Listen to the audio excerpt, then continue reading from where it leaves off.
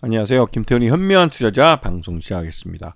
최근 들어서 총선이 끝난 이후에 원달러 환율이 아주 불안하게 움직이고 있습니다. 이거는 대외적으로 지정학적 리스크가 강화되면서 중동에서 이스라엘과 이란이 전쟁을 할 수 있다는 불안감이 확산되고, 이에 따라서 국제유가가 오르면서 말 그대로 인플레이션이 다시 한번 이 자극을 받고 있는 상황이기 때문에 발생한 것입니다. 특히나 미국이 인플레이션에 대한 우려 때문에 추가적인 금리 인상을 할 수도 있다라는 불안감에 이 달러의 가치가 오르면서 원화가 상대적으로 떨어지게 되는 거죠. 특히나 우리 한국은행 같은 경우는 너무 일찍 금리를 동결한 것 때문에 이 인플레이션을 잡지 못한 상황이죠. 그래서 지난 총선 기간 동안 대파 한 단에 895원 했다고 대통령이 그 말 한마디 했다고 아주 국민들로부터 아주 현실을 모르는 그런 뭐 벌거벗은 임금님이라는 말까지 들을 정도로 아주 그냥 처절하게 총선도 패배를 했죠. 그만큼 지금 현재 국내에서 이 원화값이, 즉 원달러 환율에서 원화값이 아주 형편없이 낮아지고 있는 그런 상황입니다.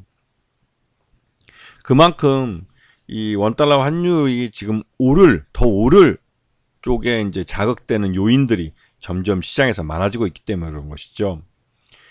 지난 3월 말 기준으로 외환보유액 우리나라는 전 세계 9위입니다. 그리고 이것도 2월 달보다는 소폭 늘어난 것이죠.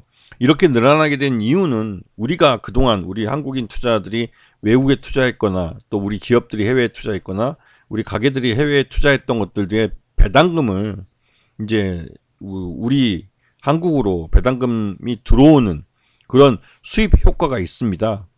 이 배당금이 들어오는 것이죠. 그러다 보니 일시적으로 외환 보유액이 더 늘어나게 되는 것이죠. 이거는 우리 기업들이 해외에서 벌어들인 달러도 국내 투자자들에게 이 배당을 주기 위해서 국내로 송금을 하게 되는, 그 국내로 유입되는 외환 외국환이 많아지면서 나타나는 현상이기도 합니다. 그래서 지난 2023년 3월 기준으로 주요국 외환 보유액을 보게 되면 우리나라는 9위에 랭크되어 있죠. 426억 4,261억 달러 정도 됩니다. 이게 해외 투자금의 배당금 유입과 무역수지 흑자, 경상수지 흑자가 이루어지면서 그나마 이제 4천억대를 유지하고 있는 것이긴 한데, 근데 문제는 4,261억 달러의 이 외환 보유액 중에 실제로 가용할 수 있는 외환 보유액이 얼마인지에 대해서는 불확실성이 큽니다. 왜냐하면 우리 기업들, 이제 우리 금융사들이 해외 부동산 투자를 한다고 대규모 자금을 해외에 나가서 해외에 있는 뉴욕에 있는 부동산도 그렇고 대형 빌딩, 상업용 빌딩뿐만 아니라 뭐 하여튼 여러 부동산에 투자를 해놨는데, 이 부동산들이 지금 제값을 못 받고 있는 그런 상황이죠. 그러다 보니 이 해외 부동산을 구매하는 데 들어간 돈이 그냥 자체적인 자금으로 그냥 인수를 했으면 그나마 다행인데, 레버리지를 일으켜서 투자를 하다 보니 후순위로 돌릴 경우에는 이 선순위들이 먼저 돈을 받아가고 후순위로 투자한 우리 한국 이 달러는 말 그대로 그냥 휴지 조각이 돼버리는 것이죠. 그래서 실제로 외국의 해외에 부동산 투자한 것들이 상당하기 때문에 우리가 지금 4,261억 달러라고 주장하는 것들 중에 실제로 가용할 수 있는 외환 보유고는 이거보다 훨씬 적을 거라는 의구심이 들고 있습니다.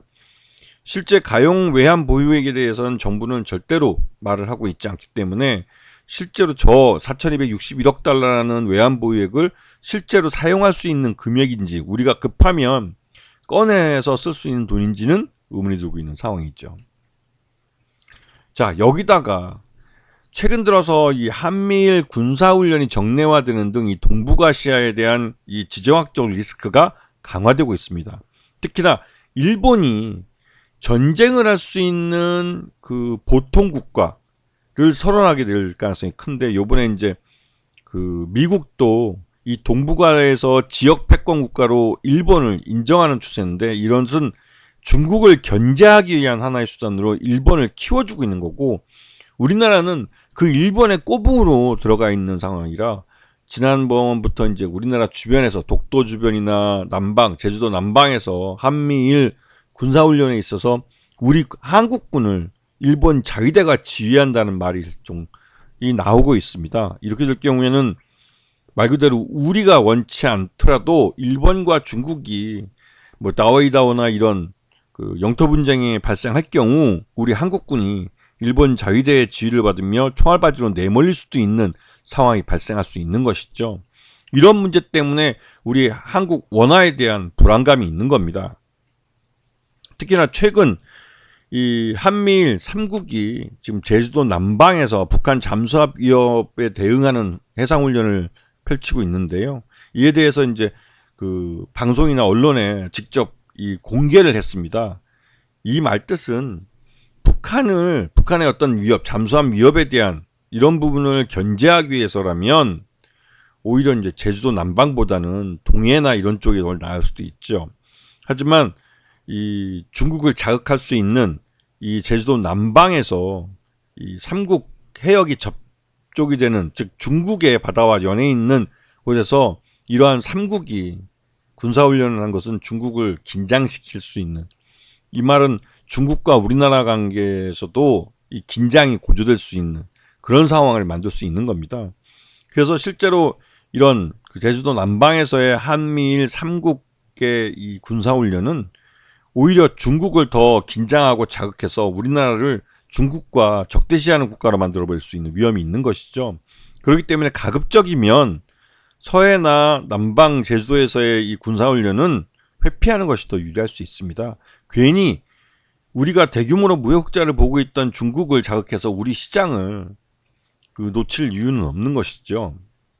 특히나 최근 들어서 윤석열 정부 들어와서 중국이 우리나라에 대한 견제를 강화하고 있는데, 이거는 윤석열 정부의 그 협중론에 입각한 이 대외 정책, 대외 외교나 안보 정책에 기인한 원인이 있습니다. 그리고 지금도 이번 총선 패배에도 그 대통령실 안보실은 교체가 없다고 하는데, 그 지금까지 우리나라 외교 통상 이 안보의 문제에 있어서 아주 엉망진창으로 만든 사람들에 대해서 전혀 책임을 묻지 않고 있는 것이죠. 그러다 보니 이러한 지정학적 리스크가 이 원화 가치를 떨어뜨리는 한 요인이 되고 있습니다. 지금 보시게 되면 우리나라를 둘러싼 우리나라의 해역에 대해서 중국과 우리나라, 또 일본과 우리나라의 바다 중에 중첩되는 곳들이 있습니다. 특히 독도 문제 같은 경우는, 독도 같은 경우는 일본이 자기네 영토라고 지금 계속 주장하고 있는 곳인데, 실제로 일본이 전쟁할 수 있는 그런 보통 국가를 선언할 경우에는 가장 먼저 우리나라가 일본과 군사적으로 충돌할 수 있는 가능성이 높습니다. 이거는 동북아시아에서 핵무기를 갖고 있지 않은 유일한 국가가 우리나라이기도 하고, 일본과 직접적으로 독도 문제로 오랫동안 이 일본이 이 영토 분쟁을 하고 있다고 교과서에 기록을 하고 자기네 일본 아이들을 교육시킬 만큼 오랫동안 주장해왔던 것이기 때문에 나름대로 일본이 명분을 갖고 있다고 말할 수 있는 것이죠.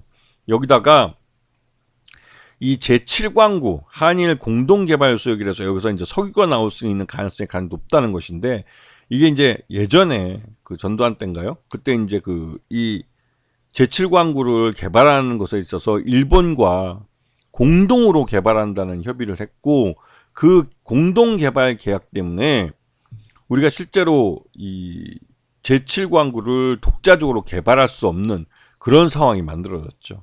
근데 문제는 최근 들어서 일본이 이 계약이 종료되는 2028년에 이후에는 독자적으로 제7광구에서 석유 수출을 하겠다고 나서고 있고, 다른 자원 개발도 독자적으로 하겠다고 선언을 하고 있는 문제가 있습니다. 이에 대해서 우리나라는 이 제7광구 한일 공동개발구역 JDZ를 선언한 이 정신을 배경으로 해서 다시 한번 이걸 연장하거나 하는 쪽으로 얘기를 해보려고 하는데, 일본은 이를 거부하고 있죠. 왜냐면 한일 간 공동 개발을 할 경우 기존에 이쪽 지역에서 우리가 이제 사전 탐사를 하고 있고, 또 실제로 개발을 할 경우 우리가 더 빨리 개발할 수 있는 여러 가지 기술적, 자본적 여러 가지 이점이 있기 때문에 일본은 all or nothing의 정책으로 나오고 있는 겁니다. 그래서 특히 이제 이 제7광구의 개발 문제는 장기적으로 일본과 우리의 또 이해가 서로 상충하는 문제이기 때문에 이 부분이 또 외교적으로도 독도 문제만큼 또 심각하게 나올 가능성이 크죠. 자, 이런 동북아의 지정학적 리스크가 강화되고 있고, 아까 앞에서 잠깐 말씀드렸지만 이스라엘과 이란의 전쟁이 또 실제 발생할 수 있는 이런 불안감 때문에 달러의 몸값이 올라가고 있는 상황입니다. 여기다가 미국의 FRB가 기존의 금리 인하를 올해 안에 하겠다라고 얘기가 돼 왔었는데, 최근 들어서 인플레이션에 대한 우려, 부담감이 증가하면서 이 인플레이션을 다시 잡기 위한 추가적인 금리 인상 가능성도 있다라는 말이 국제금융가에 나오면서 달러에 대한 몸값이 또 오르고 있는 그런 상황입니다. 항상 이 지정학적 리스크가 강화되면 달러에 대한 소유 욕구가 올라가긴 합니다. 하지만 특히 우리나라 이 동북아시아에서 최근 들어서 이 중국과 미국의 패권 전쟁과 또 일본이 지역 패권주의 국가로 성장을 하면서 특히나 일본 같은 경우는 우리나라 직접적인 그 독도 영유권 문제로 이제 충돌할 수 있는 가능성이 있는 국가인데, 이런 일본이 기존의 평화헌법 체제를 이제 깨트리고 전쟁을 할 수 있는 보통국가 선언을 하게 되면 실제로 이 일본과 우리나라는 그 군사적 충돌 가능성이 굉장히 높아지는 것이죠. 그러면 이 지정학적 리스크는 단순히 중국이라는 나라를 견제하는 걸 떠나서 우리 한국 같은 경우는 등 뒤에 일본에게서 목 뒤에서 칼을 찔릴 수 있는 그런 상황도 벌어집니다. 그런 측면에서 동북아에서 가장 취약한 국가, 즉 한국에 원하는 같이 몸값이 점점 떨어질 수밖에 없는 것이죠. 그리고 실제로 이러한 지정학적 리스크가 강화되면 우리나라 한국 부자들도 달러를 삽니다. 그 휴지 쪼가리로 전락할 수 있는 원화를 보유하기보다는 달러를 보유하려고 하죠. 그러다 보면 달러에 대한 수요가 늘어나게 되고 결국은 원달러 환율은 계속 지금처럼 올라갈 수밖에 없는 상황이 발생합니다. 지금 이렇게 그 원달러 환율이 급등했을 때 한국은행이나 기획재정부가 왜 구두 개입을 하지 않느냐라고 말을 하지만, 실제로 이 예전에는 한 100억 달러 정도 시장에 직접 개입을 해서 이 달러를 팔고 원화를 사들이면서 그 직접적인 그 조작을 해봤지만, 그래봤자 문재인 정부 때 물려준 4,600억 달러의 외환보유고가 결국은 4,000억 달러 초반대까지 무너지는 그런 상황이 만들어져 버렸고, 그 다음부터는 직접 개입을 하지 못하기 때문에 구두 개입만 하는 선에서 그쳐왔었고, 그런 구두 개입도 이젠 자꾸 여러 번 반복되다 보니 이제 잔소리로밖에 안 들리는 것이죠. 이 투개 세력이 우리나라를 공격하기 가장 좋은 그런 상황이 만들어지고 있는 겁니다. 지난 윤석열 정부 들어와서 한 2년 동안 계속 이제 10몇 개월 동안 무역 수지 적자가 이루어지고 경상 수지도 적자로 돌아서면서 굉장히 지금 체력이 약화되어 있는 상태이기 때문에, 이럴 때 지정학적 리스크가 강화되고 있는 것은 원화 가치를 떨어뜨리는 가장 주요한 요인이 되고 있는 것이죠. 그렇기 때문에 동북아 평화는 우리 시장을 위해서, 이건 자본시장뿐만 아니라 외환시장을 위해서도 가장 중요한 요인입니다. 그래서 우리나라는 이 대륙 세력인 중국과 러시아, 북한, 또 해양 세력인 미국과 일본의 그 중간 다리 역할을 하면서 중간에서 힘의 균형추 역할을 해줘야 되는 것이죠. 그래서 우리나라가 세계 6위의 군사력을 갖추고 있는 겁니다. 그래서 자주국방을 해야 되는 것이고, 하지만 윤석열 정부 들어와서 미국 무기 구매 때문에 자주국방을 할 수 있는 국산 무기 구매도 줄어들고, 그에 따라서 국내 기업들이 해외 무역나 무기 수출을 강화할 수밖에 없었는데, 또 이러한 부분도 여러 가지 문제에서 또 걸리고 있는 부분이 있죠. 왜냐면 그 아랍 중동 산유국들은 이 중국으로 줄을 서면서 석유도 이제 이 달러로 결제하는 게 아니라 중국 위안화로 결제할 수 있게 해주면서 중국 쪽에 탁 붙었습니다. 그러면서 이 무기 구매도 우리나라 무기를 구매하는 그 금액보다도 중국 무기를 더 많이 구매하고 있죠. 그러다 보니 우리가 그 중동이나 그런 우리 국산 무기를 많이 팔 수 있는, 제값받고 많이 팔 수 있는 그런 나라들에서 우리가 좀 손해를 보고 있는 부분이 있습니다. 전체적으로 이 지정학적 리스크를 해결할 수 있는 가장 좋은 방법은 우리나라가 힘의 균형추가 돼서 중국과 일본이나 미국의 그 가운데에 있으면서 우리가 세계 6위의 군사력을 갖고 독자적인 그 양측의 충돌을 완충해 줄 수 있는 역할을 해줘야 되는 것이죠. 그런데 지금 현재 우리 그 대통령실의 그 안보를 담당하는 뉴라이트들은 우리가 이 미국과 일본의 꼬붕이 돼서 총알바줄 앞에 서고 있는 그런 한심한 정책을 펴고 있어서 우리 원화 가치는 점점 더 휴지 쪼가리에 다가가고 있는 것 같은 불안감을 갖게 하고 있습니다. 이런 무책임함을 이 시장 참여자로서 좀 한심하다는 말밖에 안 나오죠. 왜 동북아 평화가 중요하고 한반도 평화가 왜 중요한지를 전혀 모르고 있는 그런 위정자들 때문에 우리 투자자들도 그 개인 모두가 이제 손해를 보고 있는 겁니다. 이런 부분들을 잘 아시고 이 정부의 정책이 바뀔 수 있도록 나름대로의 목소리를 내는 게 가장 중요하다는 생각이 좀 들고 있는 그런 상황이죠. 그래서 한번 이렇게 원화가 그 약세로 돌았으면 실제로 그 한국은행이든 기획재정부든 한 100억 달러 정도 시장에 개입을 해서 이 투기 세력들의 예봉을 꺾어놓지 않으면 이게 지난번처럼 또 1,400원, 1,500원까지도 갈 수 있는 것이죠. 지난번에도 1,440원대에서 겨우 막아냈고 그때 미국이 금리 인상을 말 그대로 이제 우리가 이제 금리 인상을 먼저 중단을 하고 하면서 좀 안정세를 취한 측면이 있는데요. 이러한 상황이 또 벌어질 수 있는 그런 상황이 만들어지고 있습니다. 그래서 이에 대해서 미국에서도 이 나름대로 우방들을 생각한다면 우리가 그 미국의 동맹국으로서 존중받고 있다면 미국도 나름대로 우리나라에 대한 배려를 좀 해야 될 필요가 있는 것이죠. 뭐 IMF나 IBRD 같은 국제 그 금융사들, 그 금융기구들이 우리나라 사정을 좀 어느 정도 좀 편을 들어준다고 할까요? 미국의 입김이 센 이런 금융기구들이 나서줘야 되는데 지금 전혀 그러지 않고 있죠. 그러다 보니 우리의 이 금융시장, 자본시장도 그렇고 우리 동북아의 평화도 그렇고 우리 스스로가 노력해서 이걸 쟁취해내야 되는 겁니다. 근데 그렇지 못하기 때문에 전반적으로 상황이 이렇게 엉망진창이 되고 아주 개판이 돼버린 거죠.